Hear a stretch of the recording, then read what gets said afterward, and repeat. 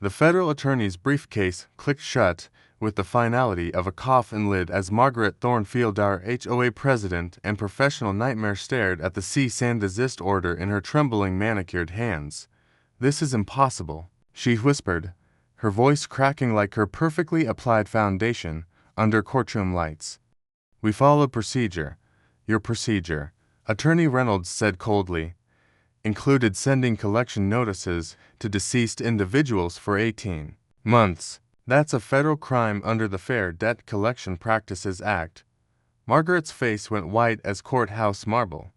Behind her, the entire HOA board looked like they'd collectively swallowed glass.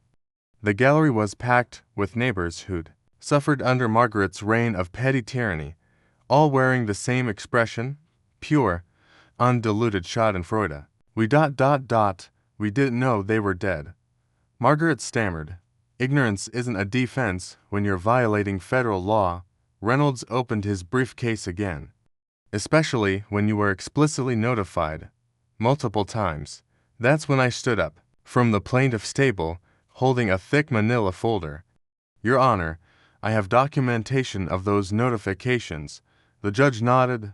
"Proceed." And that's when Margaret Thornfield realized she'd messed with the wrong family.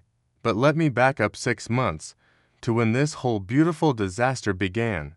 I inherited my grandmother's house in Sunset Gardens, a planned community where the HOA rules were thicker than a phone book and twice as oppressive. Grandma Rose had lived there for 15 years, quietly tending her rose bushes and paying her dues without complaint. The house came with more than just memories. It came with Margaret Thornfield. Picture a woman who turned middle management into an art form, perfectly styled gray hair, power suits from 1987, and the dead-eyed stare of someone who'd found her calling in making others miserable. She'd been HOA president for 8 years, treating the position like she was running a small fascist state. The first red flag came during my initial walkthrough. Margaret appeared at my door with a clipboard and the smile of a shark who'd smelled blood. "I'm so sorry for your loss," she said, not sounding sorry at all. "But we need to discuss some outstanding violations." I blinked. "Violations?" "Your grandmother's rose bushes exceeded the allowable height by 3 inches. There's a $75 fine. And her mailbox post needs repainting. That's another $50. My 90-year-old grandmother had been dead for exactly 1 week." "Are you seriously fining a dead woman?" Margaret's smile never wavered.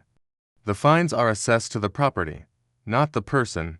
HOA rules don't stop for death." That should have been my first clue about Margaret's relationship with basic human decency.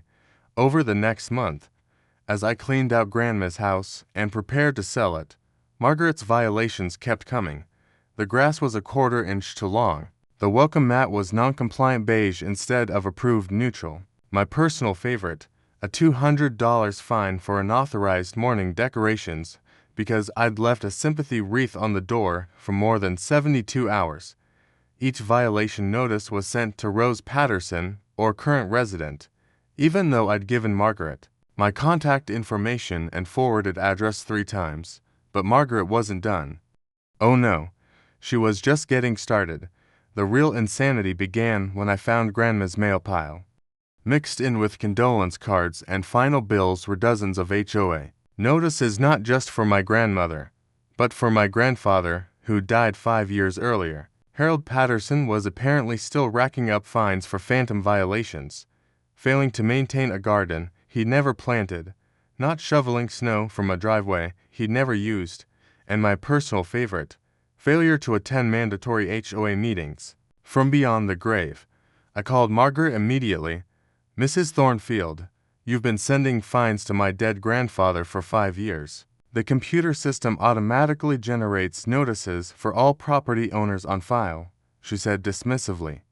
"If he's deceased, you need to provide a death certificate. I'm pretty sure my grandmother provided that when she removed his name from the deed in 2019.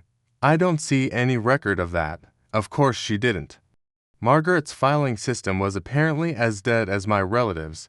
I hand-delivered Harold's death certificate the next day, along with Rose's. Margaret barely glanced at them. I'll update our records, she said, tossing both certificates into a pile that looked like it hadn't been touched since the Clinton administration. That's when the late fees started. Not only did Margaret continue sending fines to Harold Patterson, she began adding late fees for his failure to pay them. Dead for 5 years, and Grandpa was apparently the neighborhood's biggest deadbeat. I called again, then I emailed. Then I showed up at Margaret's door with both death certificates and a printed copy of our previous conversation. Mrs. Thornfield, this is harassment. It's not harassment, it's procedure. The system is automated. Then override the system. I can't override the system. You're the HOA president. The system is the system. Margaret had perfected the art of bureaucratic stonewalling. She could make the DMV look efficient and compassionate. But here's the thing about Margaret. She was so intoxicated by her own power that she forgot she was dealing with someone who'd inherited more than just a house. See, Grandma Rose had been a paralegal for more than 40 years. Her basement office was a treasure trove of legal knowledge, filing systems, and most importantly contacts in the legal profession. While Margaret was busy sending fines to my dead relatives, I was busy researching federal debt collection laws. Turns out, sending collection notices to deceased individuals in just rude, it's illegal. The Fair Debt Collection Practices Act specifically prohibits it, especially when the debt collector has been notified of the death. But Margaret wasn't just violating federal law with my family.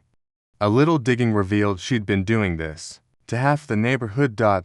Mrs. Kim's husband had been dead for 3 years, still getting fines. The Johnson's son, who died in Afghanistan. For years of posthumous violations, Margaret had turned the HOA into a debt collection agency for the deceased, and she was about to learn that the federal government takes a dim view of that particular business model.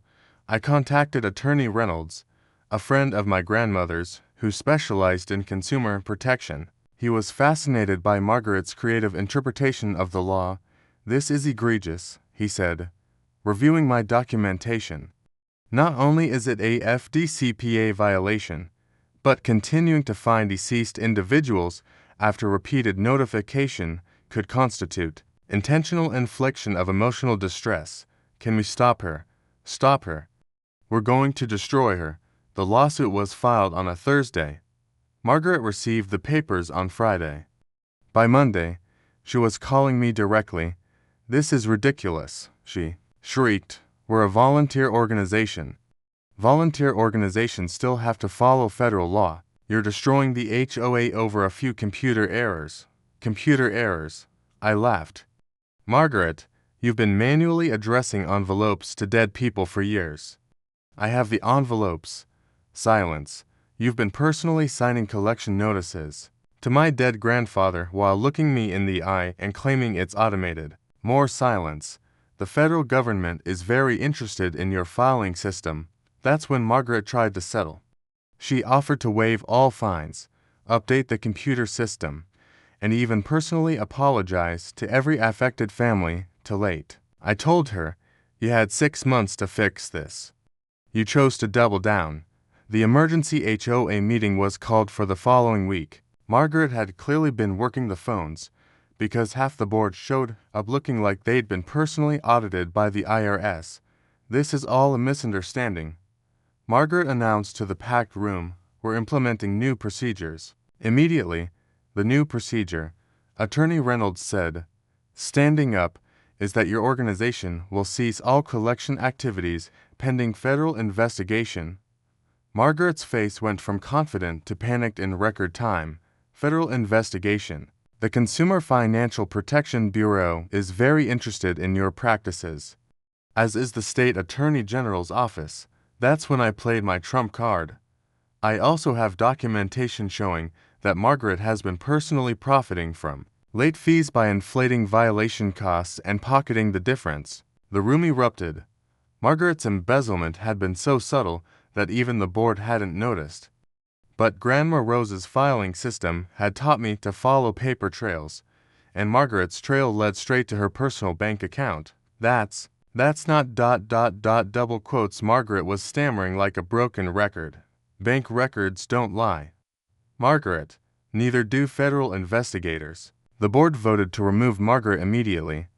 The HOA was placed under court supervision, and Margaret, she was facing federal charges for debt collection violations and state charges for embezzlement, but the sweetest justice came 3 months later, when Margaret received her first federal fine in the mail. It was addressed to Margaret Thornfield, former HOA president and current federal defendant. She called me in tears. They're fining me $15,000 for each violation. That's over $200,000. Gee, Margaret, I said, channeling my grandmother's sweetest voice. Sounds like you need to provide a death certificate. What? You know, for your career, because it's definitely dead now. The line went quiet. Oh, and Margaret, the system is automated. I can't override it. Double quotes. Click. Margaret moved out of Sunset Gardens 2 weeks later. The new HOA president sent flowers to every family affected by her scam, along with a formal apology. Grandma Rose's house sold within a month to a lovely young couple who promised to maintain her rose bushes. The HOA even changed their gardening rules to honor her memory. Sometimes the best revenge is getting justice. And sometimes, just sometimes, karma comes with federal charges and a $200,000 fine. Margaret learned that the hard way.